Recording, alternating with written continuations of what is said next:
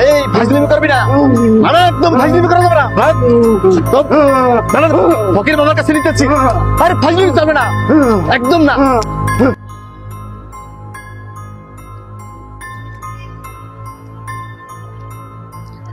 নাইম, নাইম, হ্যাঁ নাইম, নাইম,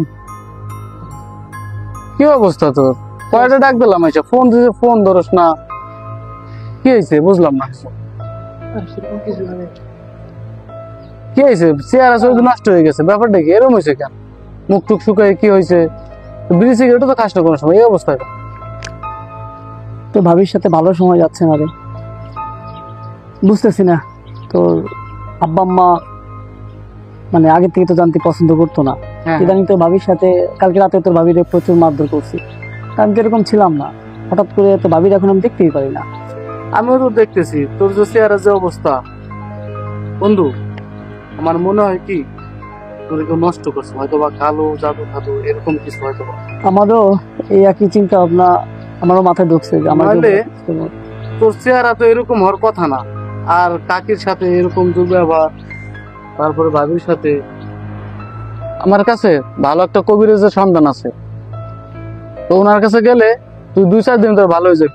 দেখ না বন্ধু, আমার একটু বাচ্চা। আচ্ছা ঠিক আছে, আমি দেখতেছি, আমরা একটা ফোন দেই, দেখি উনি আছে কিনা বাড়িতে। দাঁড়া, ফোন দিয়ে দেখি।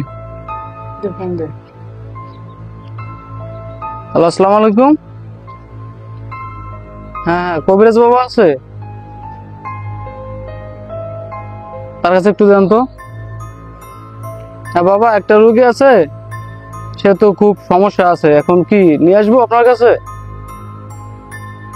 ও আচ্ছা আচ্ছা, ঠিক আছে, ওকে ওকে ওকে, আল্লাহ হাফেজ। ওকে, চল যাই, দেখি কি অবস্থা। বন্ধু চল।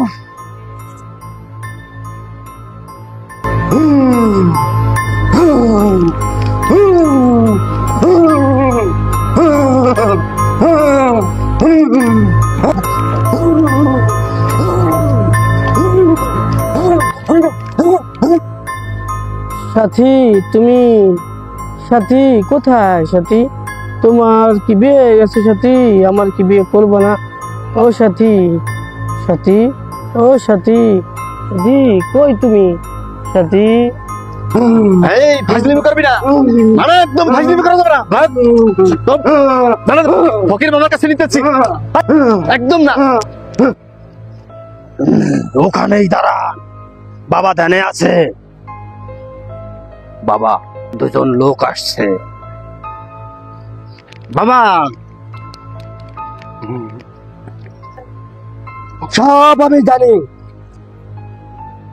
এই থাম। ভাই ভাই,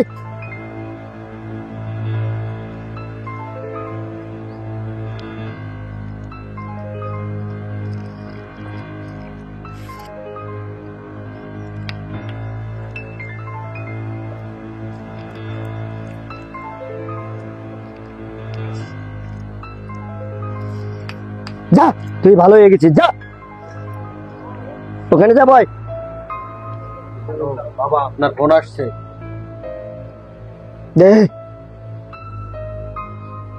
হ্যালো, একটা রোগী বানাইতেছি, বুঝছেন? জি। সমস্যা, হ্যাঁ, ও এই জন্য ঝামেলায় পড়তেছে। আগে সবকিছু বুঝে ফেলা যায়, ঠিক আছে? আপনি এভাবে ম্যানেজ করে নিয়ে না। আর এই রোগীটা কিন্তু 500 টাকা বাড়াই দিতে হবে। আচ্ছা রাখ, তুই, বুঝছি আমি। ঠিক আছে, ওকে ওকে। সাথী, ও সাথী, তুমি আমার ছেড়ে গেল। সাথী, ও সাথী, এই ওখানে দাঁড়া, বাবা সাথী, ধ্যানে আছে। বাবা, ও সাথী, আজকে অবস্থা খারাপ বাবা। আল্লাহু আকবার, আল্লাহু আকবার, আল্লাহু আকবার। যা, তুই ভালো হয়ে গেছিস, যা নিয়ে যা, যা যা। আল্লাহ,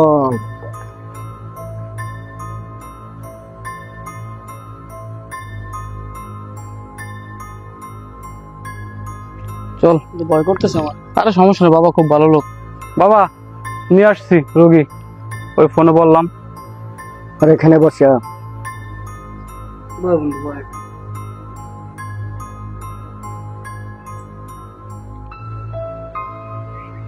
আমি সব জানি। কালকে তুই তোর বউরে মারছিস না? জি বাবা। তো ঘরের ভিতরে অশান্তি হয়েছে না? জি বাবা। সত্যি কথা বল, আমি সব বলতে পারি এখানতে। সেই ক্ষমতা আল্লাহ আমাকে দিচ্ছে।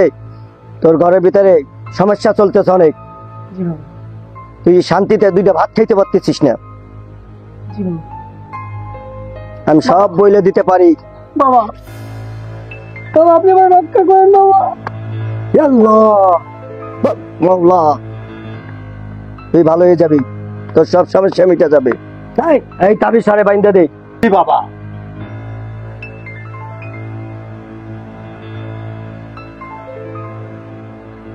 ওকে নিয়ে যা।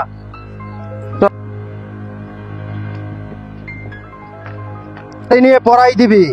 এই নে, যা যা চলে।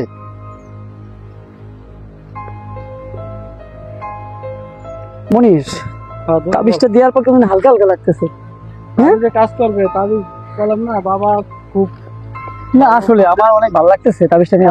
অনেক রোগী ভালো হয়েছে তার দ্বারা, এই জন্যই তো নিয়ে যান। ভালো লাগতেছে না? ভালো হয়েছে। এটা তাবিজ, তোর আল্লাহ পাক তো তাবিজ নিয়ে শিরিক করছে। হ্যাঁ, চলো তো ভাইকে বুঝাই বলি যে ভাই এটা শিরিক, এটা করা যাবে না। সাথে একটু কথা বলার ছিল, আপনি যদি অনুমতি দিতেন তাহলে বলতেন। আচ্ছা ভাই, আল্লাহ পাক তো এই তাবিজ কবিজ এইসব নিতে নিষেধ করেছে। তাবিজ কবিজ এসব কিছুই করতে পারে না। এগুলো আপনার ভালো মন্দ সব আল্লাহ পাকই রিজিক দিবে আপনাকে।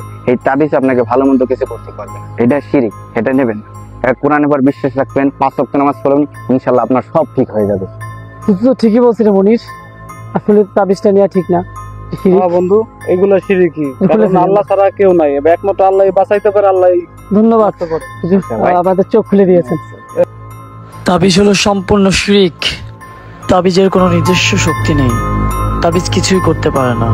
ভালো বন্ধ সবকিছু করার মালিক সৃষ্টিকর্তা, কিন্তু আমরা কিছু ভণ্ড পীর এবং কবিরাজ বাবার উপর অন্ধবিশ্বাস এনে আমাদের ঈমান আমল সব নষ্ট করে দিচ্ছি। আসলে এটা আমাদের জন্য খুব চিন্তার বিষয়।